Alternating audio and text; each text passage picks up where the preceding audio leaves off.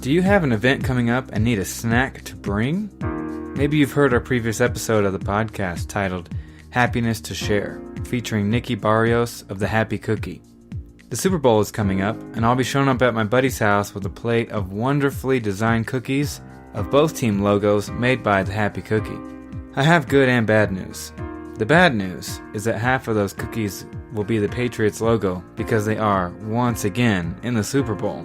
The good news, however, is that these cookies will all look awesome, be delicious, and they're going to support local business. So that's the Happy Cookie, operating out of Greeley.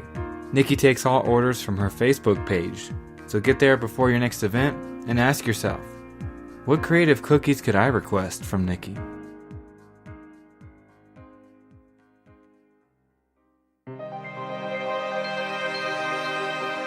Welcome to the NoCo, the podcast bringing curiosity and community connection to northern Colorado, one conversation at a time.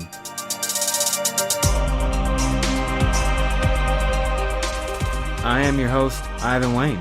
Hope you're doing excellent out there. Sometimes we have to give other people the benefit of the doubt in a world of reviews, star ratings, and our traditional buying habits. Finding clothing that fits and going shopping for professional clothing that looks nice is a task that many people dread, including myself.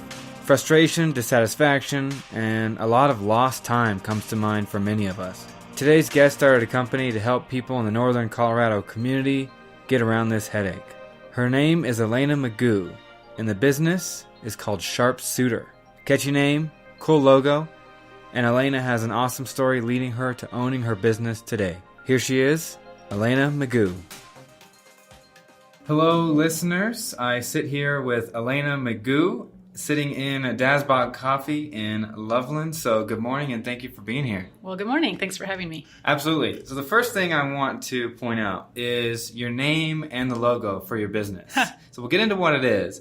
But I loved it from the first time I saw you. I think it was on Instagram. Probably. But your business title is The Sharp Suitor. Yes. The Sharp Suitor. And so now that people have heard that, what is it that you do? It's a custom menswear business.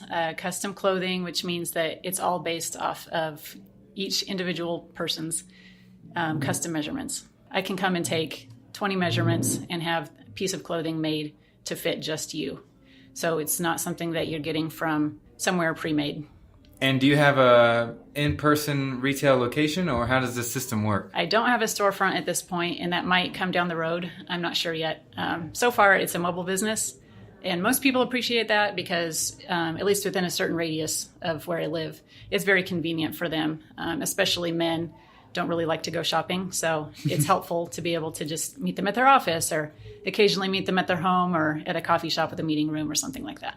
And so you show up to their office place or place of residence, a public place. You even said you've done measurements here at Dasbog. Yes. And so has that experience been a little strange, weird? We were talking that you need a sign that says like measurements in progress, because it's like you show up at people's work and you bring this tape measure and then all of a sudden people are like, what is going on over there? Yeah. I found, especially if we're in a back room of the office or something and where the door has a lot of glass in it, there's people walking by and they'll kind of stop and do a double take. And it's not like there's anything really risque happening. It's just that I've got a tape measure wrapped around somebody's chest or, somebody's thigh or something like that. And so I've just had people say, you need some kind of a sign just so that people have some idea of what's going on. It's kind of funny. But generally, I think I've been told that since I don't make it awkward, since I don't make it too strange, the client just sort of settles right into it and it becomes a little more normal once we start. I know some people are nervous about the idea to begin with. I'm sure the first one was maybe a little strange, awkward, but after that, you just kind of got used to it. Yeah. When I think back to when I started my business, it was funny. I definitely had the imposter syndrome for a while. And some of it was because it really was new to me also. So, obviously I was working really hard to do good measurements, but I definitely wasn't as quick then as I am now. So it might have been a little bit more of a tedious process with me remeasuring certain things or, it just took a little bit longer. And so the longer that you take and the quieter you get, I think the more awkward it can be. But now I just kind of zip through it all, and I think I almost probably say the same things over and over as I'm going through the measurements to let the client know where I'm going next, and just trying to keep the process moving. And do you chat with them while you're getting measurements and learning about them? Hey, what is this for? Are there any tips you can give me for the type of suit that you're after? Yeah, I kind of pick up on the person's cues. If I feel like they don't want to be talked to the whole time, then I'm not going to use them as a captive audience and talk to them the whole time. But sometimes the chit chat kind of keeps things moving. And then there are times also, especially when I'm doing shoulder and sleeve, those are the two that I really have to kind of focus on, because I'm also adding them together and doing a continuous shoulder and sleeve and then subtracting out the sleeve and making sure it all adds up. That's where I have to get kind of quiet and make sure that I have that part right. Oh, because you're doing math on the fly. Yeah, I'll use the calculator on my computer just so I don't have to think too hard, but I still just need a moment to make sure that I have those two right. Because if you mess up shoulder and sleeve on a jacket or a shirt, you're kind of screwed. It's all downhill. Yeah. You're like, dang, this is not the sharpshooter. Yeah. It reminds me of Uber drivers, because sometimes when you get into that back seat, or maybe you're the unlucky one that sits up front with a driver, or you're the brave one. Yeah. You quickly kind of gauge how talkative this Uber driver wants to be with you from point A to point B. Yeah, I can imagine. The thing that popped into my head when I was saying captive audience is I can't stand having a dental hygienist who's super talkative. If they're working on my mouth and they're just telling me their story and asking me all these questions, I get so angry because I feel like I have no choice and they're not reading my cues at all. I'm being very quiet. I just kind of want my teeth to be cleaned and they won't stop talking. So I don't want to be like that. Two thoughts. One, I enjoy if they talk because it distracts me. So I don't have to sit there and think about exactly what it is that they're doing, what's up with my mouth. I suppose. How are things going? This might be strange. This is the only person that asked me to open my mouth as wide as possible, and it's working in there. But the second thing is, what frustrates me is when they ask you questions. Yes. And it's and then you try to respond, hold still, please. It's what? Yes. I can't respond. That probably is the most frustrating part. Open. Yeah. I suppose I should be fair-minded to know that some people really do like to be talked to while they're getting their mouth cleaned, but I don't. So for you clients out there, why sharpshooter above somewhere like Kohl's putting together a suit, or even somewhere a walk-in suit shop? I can't say I'm an expert in the industry and why people do what they do, but what I've heard from people is there are certain body types, especially where there's just certain guys who cannot walk into a store, especially something like Kohl's, where they don't do any tailoring there or anything, and find something that fits. So first of all, a lot of guys don't want to go shopping, and if they go shopping, they'll probably have to do it on a Saturday or something if they have a regular 9-to-5 job. So the idea of going out on a Saturday and trying to find a suit just sounds awful. Some of it's the convenience factor, but then also somebody told me once, and I don't remember if this was somebody from inside the industry or what, but that the clothing, the way that suits are made that you find in stores, they're kind of slender, not a big neck, just smaller people. For some of the body types that you see, really athletic types, people with big necks, people with really long arms, it's not something that you would notice just by looking at a person, but they'll be able to tell you, I have a terrible time finding clothes that fit. It's been a convenience thing and just makes it a time saver and something that they don't have to worry about. I know it's not a mass type of product, and I don't have any delusions about serving a mass audience, but finding the market, I feel like there's a lot of value there. Yeah, well, we talk a lot about on this podcast about providing the full quality experience for someone instead of quantity. I mean, we just had a company on the show recently, and they said that in the year 2019, they only want 2 new clients. And that really kind of put it in perspective for me, and thought, that is how much quality we're looking at and not quantity. So going to mass market, isn't everyone's game. And I don't think it should be either. Yeah. I like working with one person at a time and being able to really focus on what they need, making sure that at delivery time that they're really happy with it. Because then if they're not, then I'll make it right. So being able to focus one person at a time, I feel like it suits my personality well too. No pun intended. Oh, yeah. I do that all the time. On purpose or no? Not on purpose. But hey, it fits right into the archetype of your business. So I can speak from personal experience. Something that's very frustrating about fitting in professional clothes and suits is that not only is it the time, so yes, it takes a lot of time, but in a lot of cases, once you get home and then it's time to wear that and the big event has come, it doesn't fit like you want it to. Yeah. And it didn't fit like you thought in the store for some reason. Maybe it was through the wash, or maybe it was just I got impatient at the store and I decided to leave. And so I think a lot of people feel this frustration between I spent a lot of time and I still don't have the product that I want. Yes. And I feel like the sharpshooter takes care of all of this at the same time. Yeah, that's the goal. Especially, there are certain guys, too, who say, every time I buy something, I have to get it altered. But sometimes they don't take the time to get it altered. So instead, they buy the clothes and then they're wearing it and it's kind of suboptimal. It doesn't look all that great. So yeah, the goal is to make it fit really well so that it's basically effortless. All you have to do is show up. I've had a couple guys where their wife is kind of in charge. Like I'll go to their house and their wife is kind of calling the shots on what he needs. And the guy has been on the phone, like while I'm measuring him and everything. All he really has to do is be there and let me measure him. And especially if like your wife is calling the shots, then you don't even have to make any choices. So it's sort of funny. I can work with all different personality types, for sure.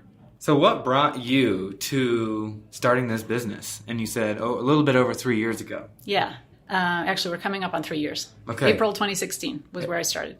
And it is kind of a funny story. I wish I had some really inspiring, smooth story, but really... They never are. Yeah, I suppose. Those don't make good books. Yeah. I have an English degree. I thought I was going to teach high school English. Then by the time I got done with student teaching, I decided I didn't want to teach high school. It just wasn't really my cup of tea. And so I went on to grad school. I went to K-State and got a graduate degree there. And so I thought I would teach community college. And then I got out of college and got a job at a nonprofit. And I was really working with people there. It was a member services job. I was actually working with seed growers from across Kansas. And so I would plan their meetings and I traveled a lot. And anyway, I really liked working with people. Then my husband and I moved back to Colorado, where I'm from, and started having kids. So I really did want to be able to be a stay-at-home mom. And I started a direct sales business. And I did direct sales jewelry, Premier Designs jewelry, for 9 years. And I enjoyed it, and it served its purpose. I was able to be home during the day with the kids and then do my work in the evenings and weekends. I was able to make the car payment doing that, and so that was good. I really always sort of figured, though, that I would wind my way back to teaching or something like that. Or get some kind of a full-time job as the kids got older. And then I got a LinkedIn message one day, and it was from the manufacturer that I work with now, HM Cole. And basically, it was probably one of those messages that they sent messages to a lot of people, because I barely had a LinkedIn presence, but I was listed on there as an independent distributor and team leader, I guess. And so I just got a message one day that said, our company is looking at expanding into your area, would be interested in sharing this opportunity with you. So probably everybody has gotten a message like that at some point, really unsolicited, random message on LinkedIn or something. But for some reason, I was just curious enough that I kind of started doing a little bit of research on it. And then I got back to him and said, well, you got my attention, because he said good commissions and flexible schedule and things like that. And so it probably took 2 months, and he sent me another message and said, well, when can we have a phone call? And honestly, I wasn't really sure that this was something that I would be interested in. But once we talked, I kind of just started to get this gut feeling that it had come along at the right time. Strangely, it was similar enough to what I had been doing with my jewelry business, as far as like being a mobile business, setting my own hours, being in sales, knowing what it's like to be commission only. But it seemed really intriguing to me. And I loved that, first of all, a lot of the direct sales stuff had been moving over to Facebook, which I really was not a fan of that trend. Marketing to your friends on Facebook, doing Facebook parties, like it just was not what I wanted to be doing. And so I was looking to transition over to something else, but there were a lot of things about my business that I really still enjoyed. It was just fascinating to me that this opportunity came along at a time where I was looking to make a move and work more during the day, but still have a flexible schedule. And then once I started talking to these guys, it's a company in Salt Lake City, we really just hit it off. They said they had a good gut feeling about me. I had a good gut feeling about them. And so I just decided to kind of dig into it and give it a chance, not talk myself out of it immediately, because I definitely had a moment where I was starting to talk myself out of it and just thinking that there was no way it was going to work, that I could do something like this. And I just said, no, I'm not going to talk myself out of it. I'm going to, go a step further. So they flew me out to Salt Lake City for the training. And that was where I really did just feel like this is what I'm supposed to be doing. And maybe it's good that I was a little bit crazy at the time, or the timing was so right that I just went for it, even though I didn't really know how it was going to work. And even though there wasn't really a template for this type of business in Northern Colorado, I was having to introduce the type of business that I had. And it's not something that a lot of people were familiar with. So I really just had to get out there and start meeting people and measuring people, I suppose.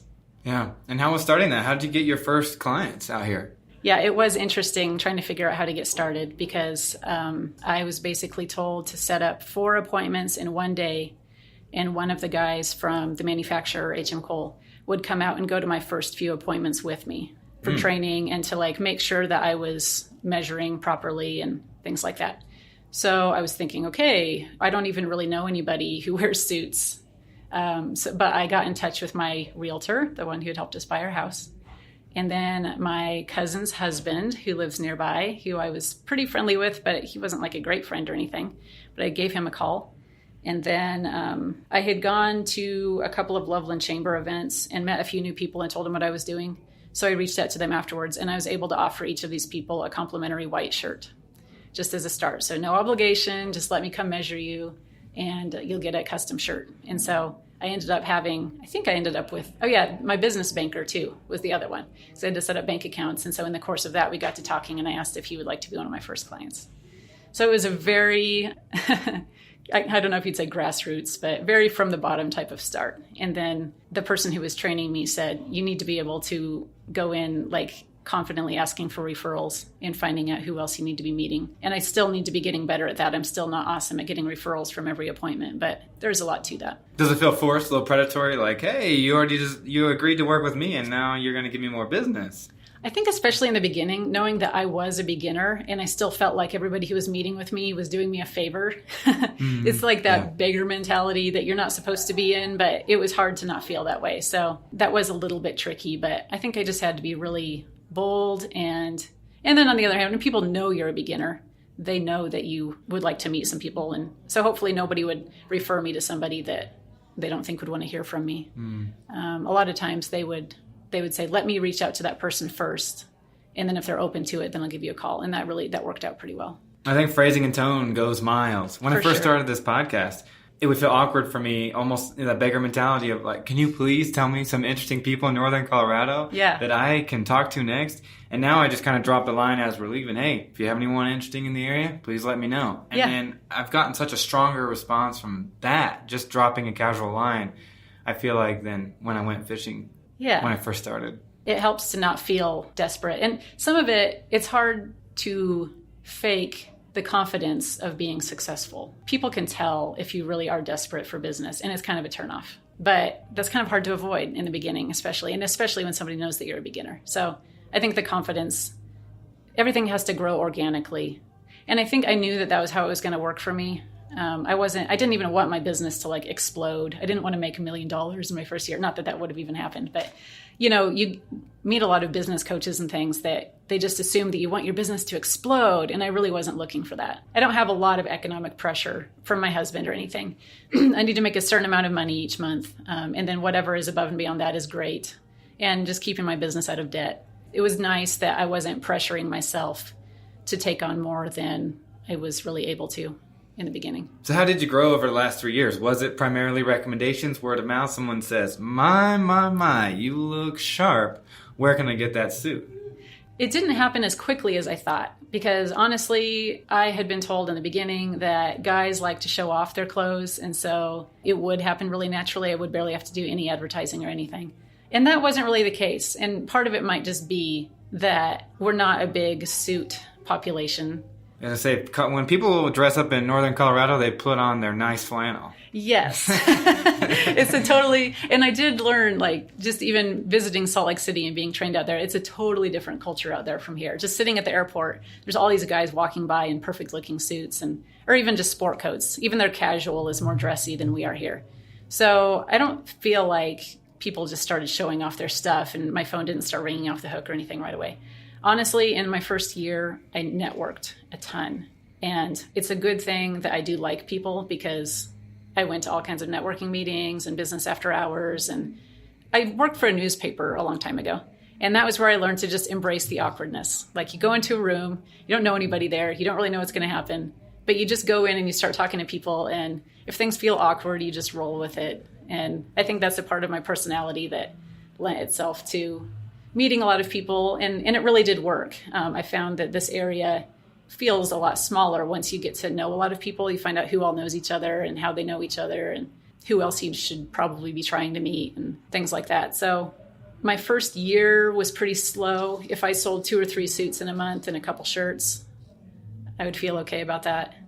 But then, I ended up with a lot of happy customers. And so, so it was kind of a recommendation-based sort of thing. I started actively soliciting good reviews for Google. That made a lot of difference too, because for a while it would have been really strange for me to just get a random email from somebody wanting a suit. And now that's not strange at all, especially over the summertime. That was most of the business that I got. It was wedding suits. Sometimes people in a panic needing a wedding suit soon and wanting to know how soon we could get one made. But that Google element, that's something else that you can't force. You don't just automatically have a web presence, and no amount of money is going to get you a really big web presence that I know of. A lot of people go to reviews, they look for validation from others, and before they dip their toe in something new, whether it be in electronics, restaurant, a suit business, people want to see how it's gone for others. Definitely. So getting some pictures up on Google, getting the reviews, that made a huge difference. There's been a lot of other places where I could ask for people to leave reviews, but I've just focused on Google because looking at my web traffic too, that's where almost everybody finds my website is through Google. Yeah, I think a lot of people just Google businesses and they're like, okay, so many reviews. Let's dig in and see what people have to say. For sure. I mean, I can't tell you the last time I decided to live in the Wild West again and buy something on Amazon that I didn't incessantly and obsessively read the reviews about first. Totally. There came a point in time where that was part of the buying process. And I think that's research shows that almost everybody now, because we go to Google and Facebook for everything.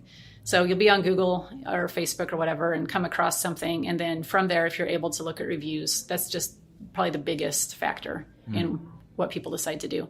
And there's a lot of nervousness and hesitation about some of the, I won't name names, I guess, but the big box type of men's stores around here. I feel like people go there because they feel like that's what's there. We don't have a lot of choices. So if somebody's kind of like Googling Loveland suits or Fort Collins suits and the sharpshooter comes up and then they can click on reviews and hear about other people's positive experiences, it's like, wow, I don't have to go to a store. That would be great. So maybe they just feel like it's worth a try.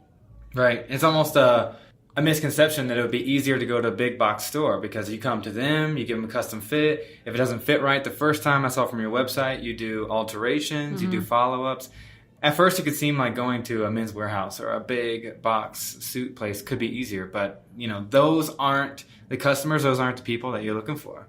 Yeah. And I never want people to feel bad. I mean, if they're happy with a place like that, because I've done some presentations in offices, and these are people who have already been dressing up for their career for years. And I'm not going to come in and say, oh, you really need to switch over to custom. Like if you go to Men's Warehouse or something, you can't start roasting people in the middle of a presentation. So I usually just let people know up front, like, if you're happy with what you're doing and it fits and it's easy and you like what you're doing, then don't change anything. Because that's the other thing. I don't want my brand to have a snooty element. And I think that's part of why I went the direction I did with the name of the business and the logo. It doesn't look snooty. And I don't feel like that attitude really flies around here anyway. So I want it to be a brand that, even somebody who doesn't dress up very often but wants to have a great suit to wear to weddings or something, or just any special occasion that comes up. I want them to feel great about it, and I want them to feel like it was actually an enjoyable experience. Yeah. I feel like more $1 million deals have been made in this state at a brewery with both people wearing beanies and flannel than maybe any other state in the history of the country. Because you're probably right. Just that Colorado casual just seems to be everywhere. And even if people are dressing up to go out, it's always kind of made me laugh compared to like living in Dallas, Texas, when people would go out or dress up for work. It was a much different vibe. Even when I lived in Kansas, if I'd go to Kansas City and see business people there, well, really even anywhere in eastern Kansas, in that Kansas City area, it was surprising to me just to see the difference in the shoes that guys wear. You see a lot nicer shoes, even with jeans, and then like darker, nicer looking jeans. Here, it's just casual as casual, and it was interesting coming in and starting a suit business, that's for sure.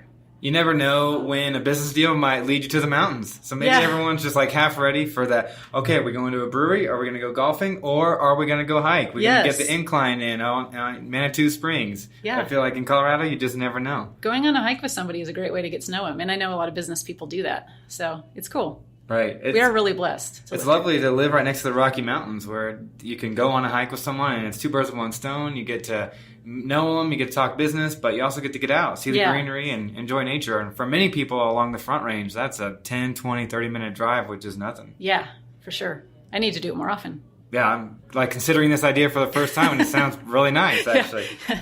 So you had not dabbled in custom fitting suits. You had not delved in this before starting Sharpshooter. No, and I kind of hate to say that because I especially used to just feel like it really damaged my credibility or something. But I really wasn't aware of how custom suits worked or anything like that. When I first found out about HM Cole and looking to expand into our area, I was like, are they going to build a store out at Centera? Like that was my first thought. And that was where I started researching it. And then I was seeing this concept of the personal clothier. Kind of like, okay. So it really was a new thing. But basically, I was told measurements are not rocket science. You have to be careful. You need to know what to look out for. Sometimes, no matter how good of a job you do, you're still going to need to do a couple alterations afterwards. So if you can get it within alterations, like striking distance, then it's good. My goal is always perfect fit because it's just such a delightful delivery experience and like everybody's happy and we're done and there's no, we just kind of move on from there. And over time, I've just gotten used to that. If something needs to be tweaked, no big deal. It's not an out of control situation. And I can usually get things done with, in a reasonable amount of time. I always wish I could wave a magic wand to make something perfect. And that's not quite how it works. But it's really, people are still happy with the overall convenience of the process. And the fact that I take care of anything that doesn't fit. It's on me. And I'm happy to have that responsibility, I guess. Well, Jeff Bezos of Amazon started this empire, one of the most influential, wealthy people in the world now. Let us not forget that Amazon started as a very small textbook and book retailer. That was the point of Amazon in the very beginning. It was never supposed to compete with eBay. And yet it bypassed eBay and now they have their own version of Netflix. I mean, Amazon basically rules the world or is like getting close to it, So speaking of credibility from the start, it's hard for people to remember what Amazon used to be. And that people who started that company didn't necessarily have a vision or know where it was going, but it's still a quality company today. I suppose. And they just started at the right time. Mm-hmm. Everything fell into place culturally and with the way that the internet works.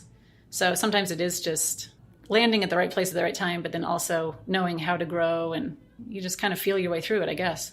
And you responded to a message on LinkedIn. And I have got this feeling that I feel like LinkedIn, especially for entrepreneurs and professional goers, is a budding social media site. People are liking each other's stuff and they're making connections. My friend owns a business and he's made umpteen deals on LinkedIn. And this is a place I only ever blew the dust off when it was time to apply for a new job. For sure. But a lot of people are maintaining it and using it to kind of use social media, I feel like, in one of the best ways possible.